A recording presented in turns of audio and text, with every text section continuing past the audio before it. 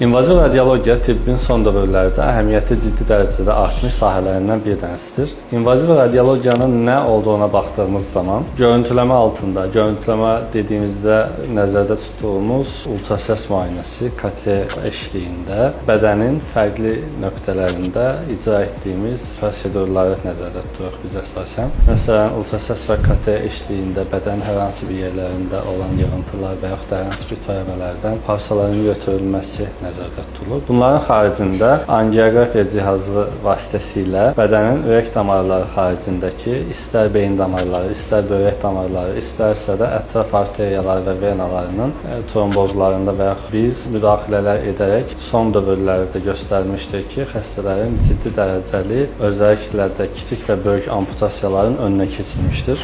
İnvaziv radiologiyanın əsas məqsədi maksimum dərəcədə xəstələrin həyat komfortunu artırmaq, maksimum dərəcədə ola biləcək orqan itirilmələrinin önünə keçməkdir. İnvaziv radiologiyanın əslində tətbiq sahələri çox geniş olmaqla birlikdə, özəlliklə də xalq arasında geniş yayılmaması invaziv radiologiyanın tətbiqini sınırlandırmaqdadır. Ancaq perspektivi çox yüksək olduğundan gələcəyə doğru bu sahənin çox daha geniş tətbiqini görəcəyimizə mən inanıram.